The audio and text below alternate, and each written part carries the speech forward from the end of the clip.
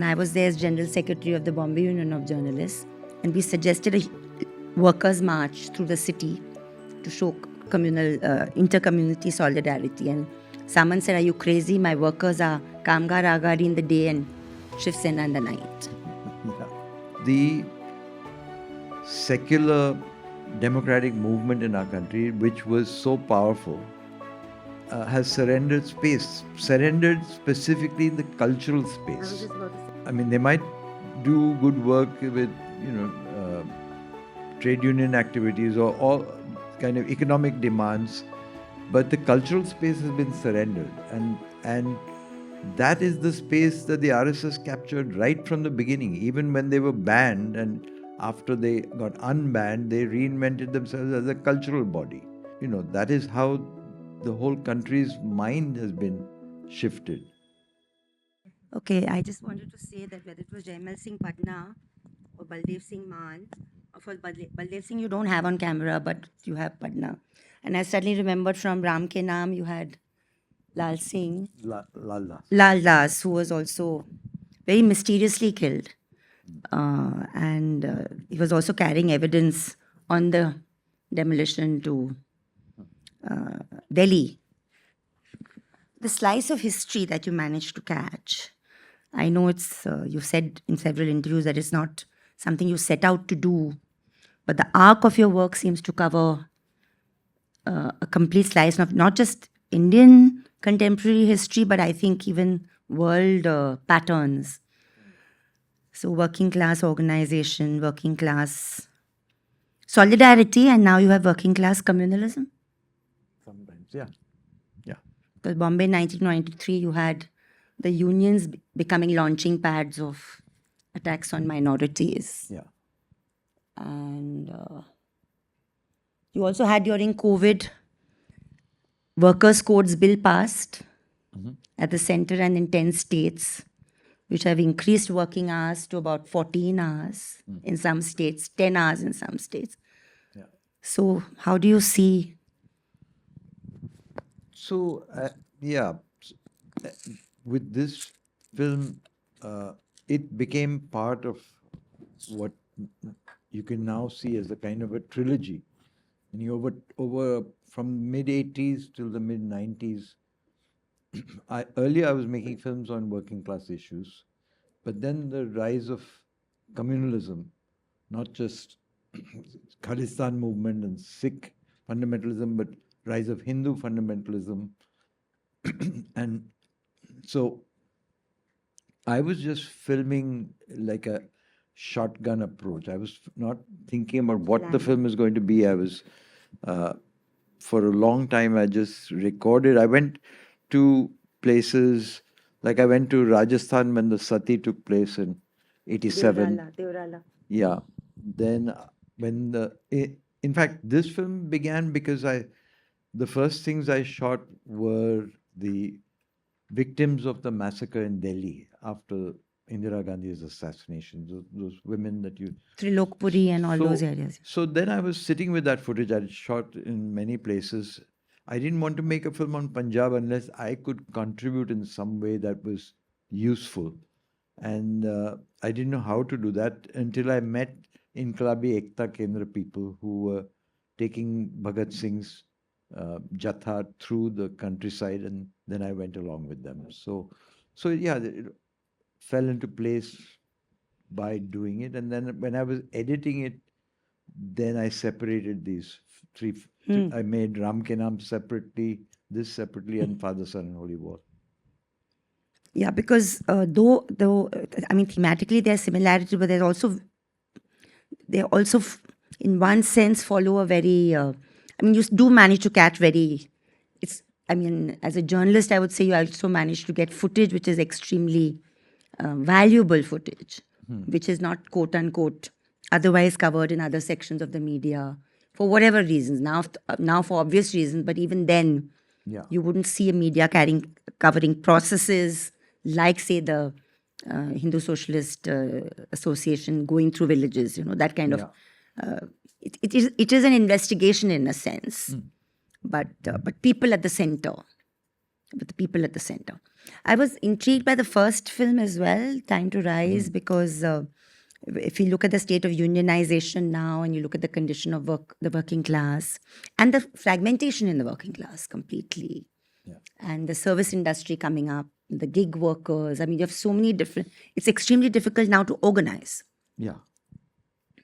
Yeah, and in a sense, I think that the rise of fundamentalism, the rise of identity politics and religious kind of stuff is also it is a kind of failure of the left.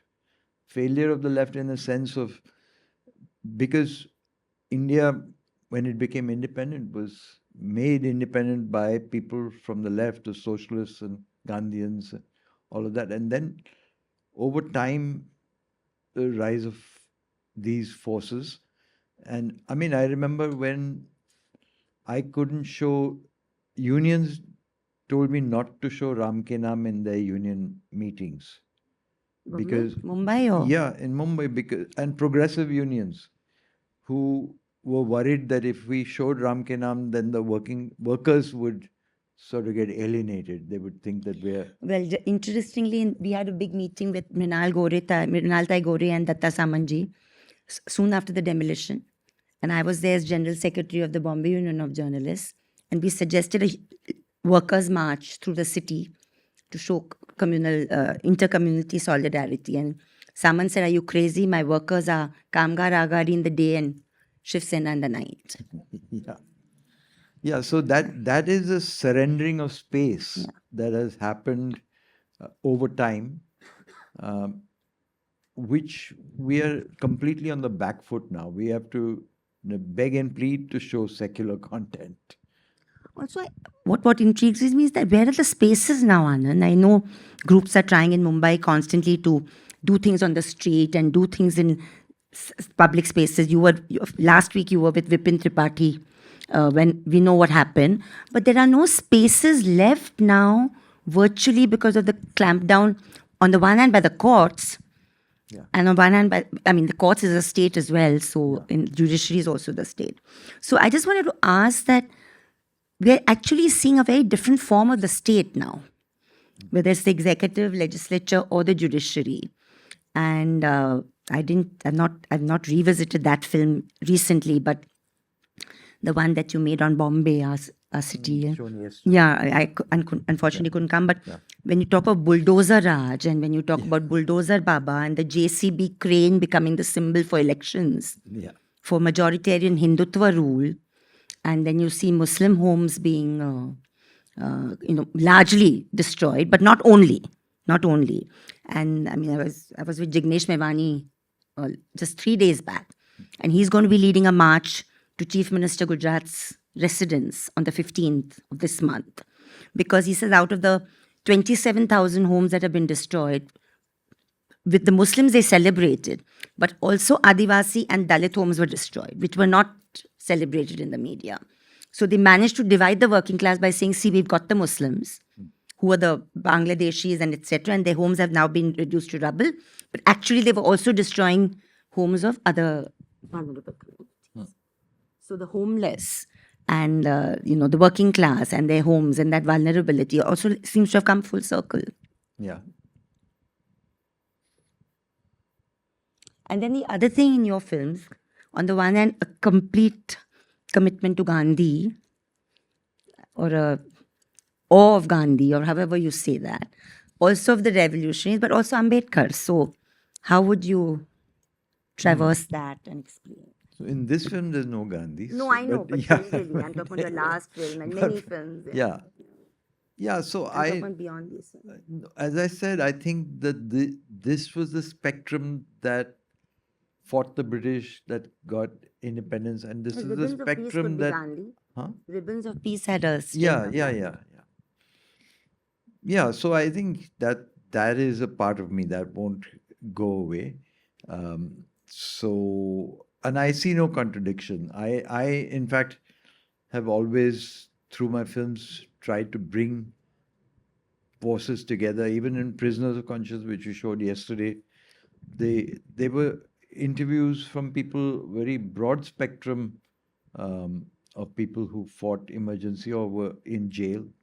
And they don't belong to a single party. And I don't belong to any party. And probably that has helped that these films are used by everybody. They don't have a very particular color.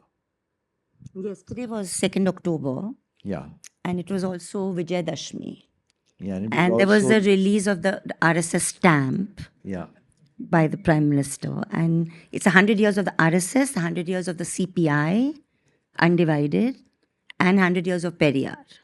And yesterday was also the sad passing away of Gigi Parikh, who was 100 years old, Yes, yes. 101 years old. And one of the, probably the last living freedom fighter. Maybe not, but maybe we don't know. There might be some people who are over 100 now, still alive, but he was one of the people who But do you think the state has been completely captured now? Indian captured. state. The state has definitely been captured.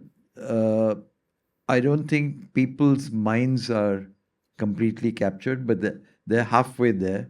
They have actually I hope it's only halfway. infiltrated. Yeah. Yeah. There's the recent introduction of RSS chapters in the syllabus in Delhi, that the Rashtriya Swayamsevak Sangh will be now taught as a special elective in a which is not, I mean, that's nothing new in that sense. It's been happening over a period of time. But the way the education syllabus has been truncated, the way it is being perverted. Again, we saw this in the first NDA rule, but not so sharp, when the value education was tried to be Sanskritized and Brahmanized.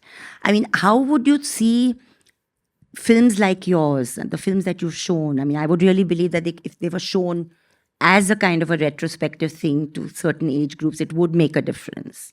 It definitely makes a difference if and when they're shown. The problem is that they're not shown. So wherever we show them, we always have good discussions, and it doesn't matter the class of the people, it doesn't matter the religion of the people, it doesn't matter the age of the people. My best discussions happen with kids, with children in schools, but there are only few rare schools that allow that to happen and encourage that to happen. So yeah, I mean, this is where if you want to ask why are we where we are, it's because the secular democratic movement in our country, which was so powerful, has surrendered specifically in the cultural space. I was just about to say. So it's not that they might do good work with, trade union activities or all kind of economic demands, but the cultural space has been surrendered. And that is the space that the RSS captured right from the beginning, even when they were banned, and after they got unbanned, they reinvented themselves as a cultural body.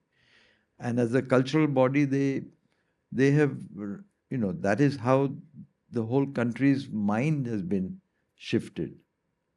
And because as a cultural body, if you believe in religious things, I mean, if that is part of your weaponry, then it's a huge space, because there are thousands of gods and thousands of festivals and thousands of days, castes. So everything, once you boil it down, there are endless amount of cultural work you can do around that, while the progressive movements have not been able to do that in the same measure.